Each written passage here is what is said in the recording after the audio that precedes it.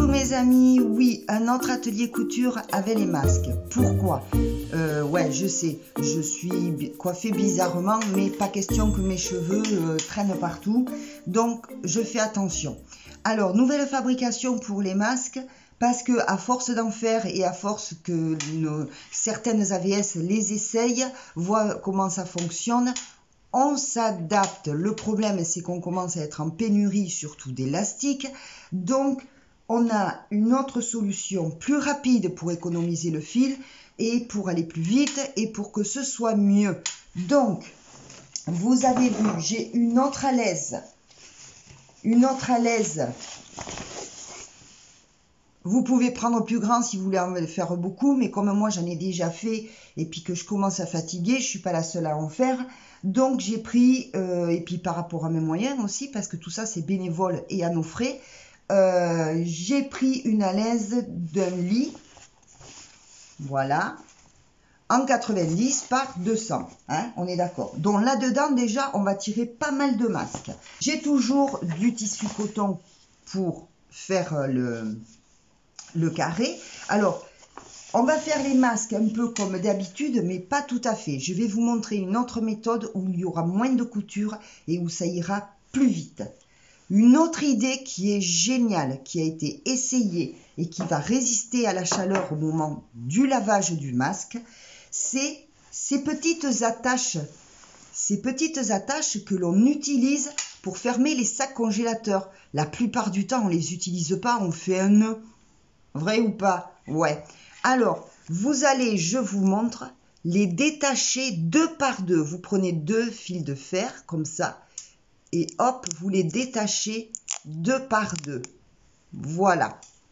Donc, moi, j'en ai fait plein, là, dans mon bol. Ensuite, elle va servir à quoi, cette attache? Eh bien, essayez sur le nez.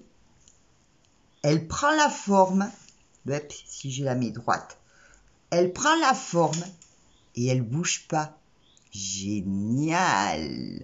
Donc, on va l'intégrer dans le masque, ce qui nous permettra d'éviter la longueur d'élastique et le travail de mettre l'élastique là au-dessus du nez. Ça, c'est pas mon idée, c'est l'idée d'une autre couturière sur casse-tête. Elle est géniale, cette idée. Ça résiste à l'ébullition, donc à 60 degrés, ça va résister. Allez, mes enfants, c'est parti! Je vous montre comment on confectionne ces nouveaux masques. À savoir une chose, c'est que quand tous les masques vont être finis, on se doit de tous les relaver, bien sûr, puisque je les ai touchés, tout ça, les relaver au minimum à 60 degrés et ensuite, avec beaucoup de précautions, les emballer un par un dans un sac congélation. Voilà. Je vous montre ça tout de suite. Alors, vous commencez par enlever les élastiques qu'il y a aux angles. Vous les gardez, ça pourra vous servir pour autre chose. Ensuite, dans la largeur de la laise, nous allons voir combien de rectangles nous allons sortir. Nous allons faire des rectangles de 22 de large. Moi, il s'avère que sur 90, j'en sors 1, 2, 3, 4 et il me restera une toute petite chute. Ça, c'est pareil, ça pourra servir à autre chose. Ensuite, on fait la même chose dans la longueur et on taille nos rectangles. Alors, soyez très rigoureuse sur la taille de vos empiècements. La laise, je l'ai complètement tracée, j'ai très peu de chute. Une fois que, alors, je rappelle, c'est 25 par 22. Si vous avez à peine un peu plus large, c'est pas grave. Donc, j'ai taillé mes bandes de tissu de 25. Non, de 22, pardon, excusez-moi. Dans la largeur de tissu qui me restait, j'ai rentré plusieurs rangées de 22. Maintenant, il me reste 25. Vous faites une petite encoche. Ça vous permettra de gagner du temps.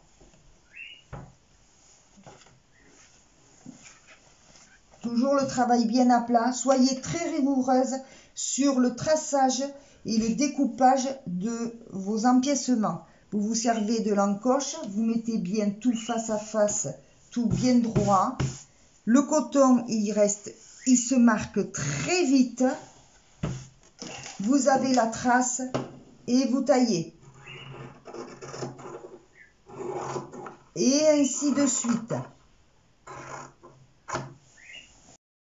Alors de temps en temps, pour pas gaspiller du tissu, vous prenez 2 empiècements de tissu, un empiècement à l'aise. Vous les mettez de côté. Ça vous évitera de tailler trop de tissu pour rien. Parce que le coton, vous en avez besoin impérativement avec la laise. Donc c'est le nombre d'empiècements à l'aise qui vont faire vos nombres de masques. Hop. Alors, je vous montre ça comme ça. Pourquoi? Vous allez me dire, ça ressemble au travail à la chaîne. Mais c'est la meilleure façon de gagner du temps et de faire les choses correctement. Et de ne pas vous épuiser. Si vous faites un masque entier l'un après l'autre, vous allez perdre du temps et vous allez faire tout le temps la même chose. Que là, à un moment donné, vous allez pouvoir changer. Allez, je continue. Voilà, j'ai tous mes empiècements coupés, taillés, prêts. Vous prenez le premier tissu, vous mettez l'endroit vers vous. Le deuxième tissu, endroit contre endroit. Voilà, on le met bien en place.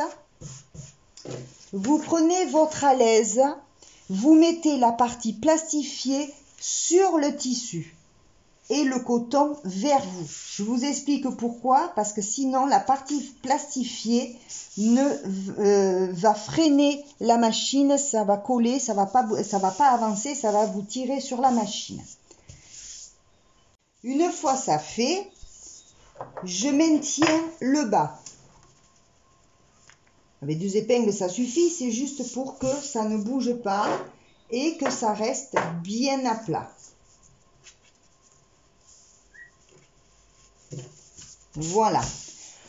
En haut, je prends la laise, le premier tissu. Je vais faire un ourlet d'à peu près 1 cm. Si ça fait à peine un peu plus, c'est pas grave. Je l'épingle.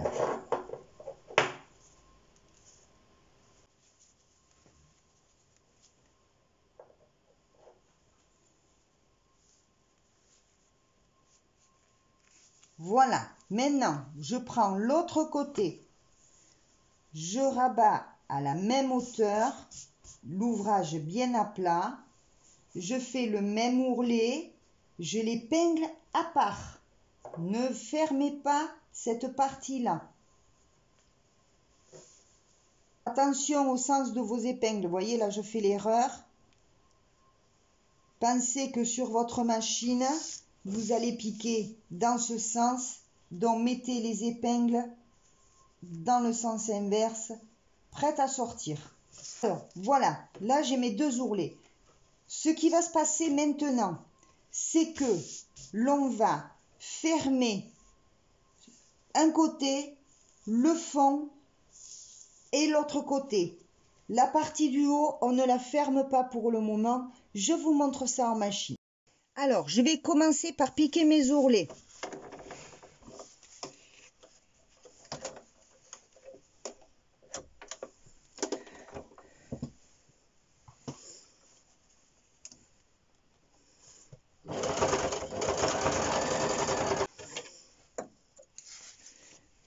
Évidemment, coupez vos fils à mesure. Hein. L'autre côté. Alors, vous comprenez le sens, dans quel sens mettre vos aiguilles. C'est parti.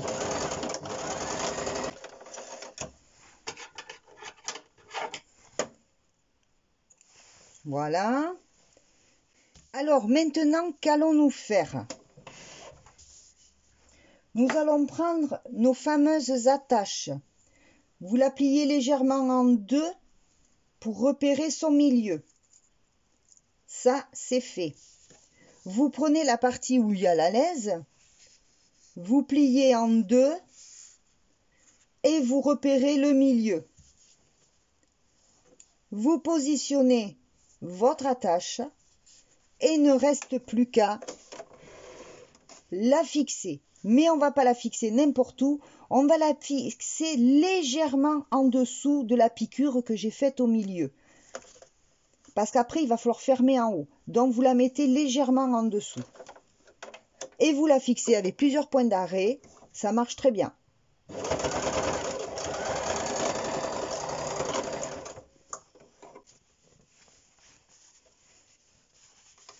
L'autre côté.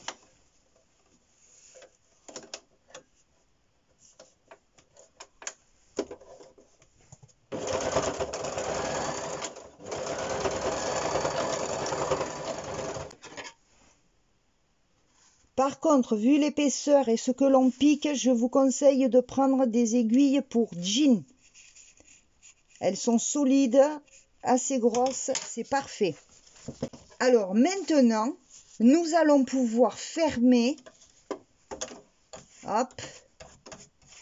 Nous allons pouvoir fermer nos trois côtés, c'est-à-dire un côté, le bas du masque et l'autre côté. Vous démarrez pour faire en une seule fois du bon côté.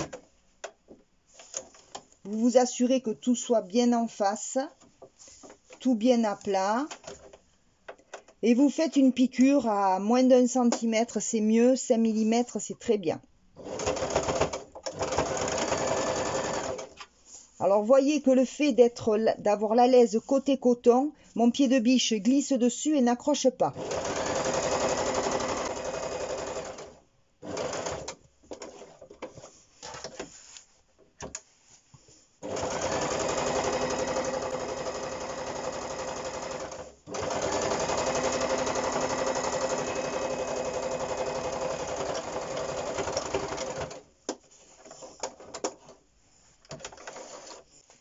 Maintenant, vous essayez, si vos angles sont trop grands, de les dégarnir à peine un peu. Attention, pas trop près de la couture. Mon angle piqûre est là. J'aurais dû faire avec un autre fil. Vous dégarnissez un peu. Et maintenant, ce que l'on va faire, bien sûr, vous enlevez les épingles. Maintenant, ce que l'on peut faire, c'est retourner le masque. Ce qui nous fait quand même quelque chose d'assez rapide et propre. Voilà. Vous sortez bien vos angles.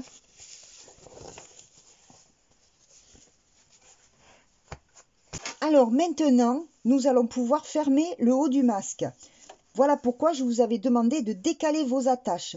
On va faire une piqûre bord à bord, comme ça, pour fermer le masque proprement. C'est parti.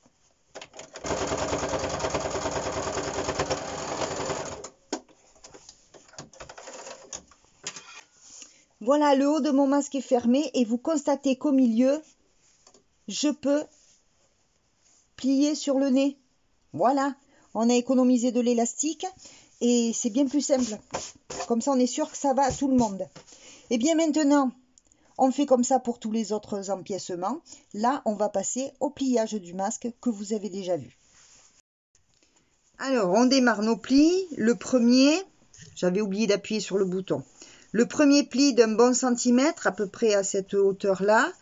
On va faire le second d'un bon centimètre aussi.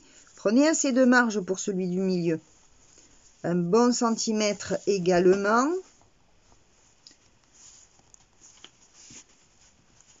Mettez vos épingles plus vers là. Elles ne vous gêneront pas ensuite pour piquer. Et je refais un troisième pli. Et j'ai oublié mon centimètre, mais vous devez être normalement à 10 cm, à peu près entre 10 et 11 cm de hauteur. Reste plus qu'à piquer de chaque côté. On va se mettre à un petit centimètre, un bon centimètre du bord. On pique les deux côtés. Restera plus qu'à fixer l'élastique.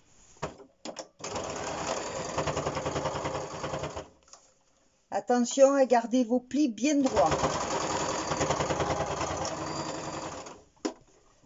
Et là, pour que ce soit solide, je retourne, aiguille plantée, et je fais un deuxième passage.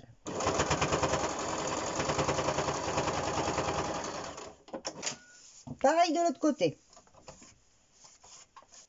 Alors maintenant, là, je vais fixer un élastique, je vous montre là, rond. Ils sont un peu moins souples que d'autres. Donc, je compte un petit centimètre pour la piqûre de chaque côté. Il vous faut 17 cm, ça dépend des gens hein, aussi. Donc, pour cela, je tente à 17 cm. Donc, il va falloir le piquer pareil avec plusieurs points d'arrêt.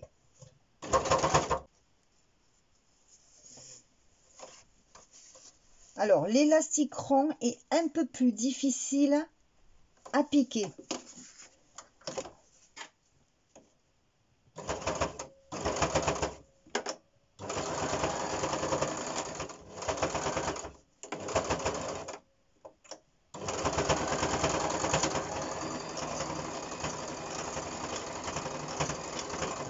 Voilà, faites suffisamment de points d'arrêt de façon à bien tenir l'élastique. Normalement, vous voyez, il ne peut plus bouger là.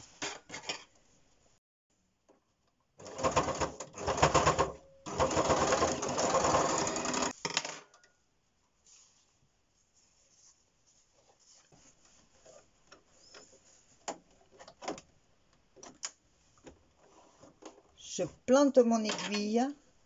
Ça, c'est pour les couturières averties. Vous tenez votre élastique là.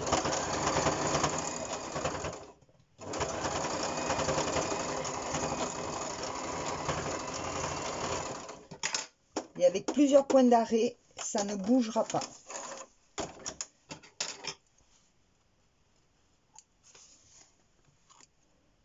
Voilà, alors coupez bien tous vos fils. Mon masque est terminé. Et il s'ouvre parfaitement bien. Alors là, j'ai utilisé des élastiques ronds, mais c'est un élastique qui est quand même assez... il est ferme, quoi. Il n'est pas très souple. Ça peut être bien pour les hommes ou pour certaines personnes. On peut aussi utiliser ce type d'élastique plat que je vous montre. C'est un élastique très souple et pas très large. Ça va bien aussi. Voilà. Voilà un atelier couture terminé. Je pense que c'est la meilleure solution. Là, le masque est imperméable. Comme je vous le disais la dernière fois, il peut se laver à haute température. Moi, je mets à peu près 10. Celui-là, il me paraît un peu plus large. Je vais contrôler. Vous faites minimum, il faut vraiment les 3 plis. Plus vos plis seront bien larges. Là, vous voyez, celui-là, je l'ai fait un petit centimètre. Plus votre masque va souffrir et ça laissera la possibilité de respirer. Maintenant, le coup de la tâche là, ça marche vraiment bien. Moi, j'ai essayé et vous voyez. Alors, attendez. Celui-là, ça sera le mien, évidemment. Avec les lunettes, le fait d'avoir cette attache là, on pince là, ça tient bien, on ouvre. Et là, il n'y a pas de problème. Je respire, j'ai mes lunettes qui sont bien sur le masque. Vous voyez, j'ai pas de buée sur les lunettes. Ça marche super bien. Coton, à l'aise. Vous voyez, tranquille. On est bien protégé jusqu'en bas. Voilà. D'habitude, je ne demande pas ça. Mais là, c'est une vidéo qu'il faut partager au max. Mesdames, les couturières, si vous n'avez pas les moyens de fournir, il y a bien des gens autour de vous qui ne savent pas quoi faire pour aider. Eh bien, allez acheter des alaises toutes simples qui se lavent au moins à 60 degrés. Du tissu coton qui peut se laver à haute température aussi. Portez tout ça avec de l'élastique rond ou du souple, comme je vous ai montré là, du souple, pas trop large. Portez tout ça à une couturière et je vous garantis, montrez-lui ma vidéo et elle va se mettre au travail parce que les masques, on en manque. C'est le médical qui sera les premiers servis et encore. Hein. Donc, le gros pic arrive, je vous en supplie, restez chez vous. Restez chez vous, celles qui peuvent aider, aidez-nous. Il faut que l'on se protège comme on peut. J'ai pas trouvé mieux. pour pouvoir respirer avec quelque chose d'imperméable et qui peut se laver. On les aura après, nos masques. On les aura pour quand on aura la crève. Voilà. Restez chez vous et à vos aiguilles. Je vous fais de gros bisous. Ciao, ciao.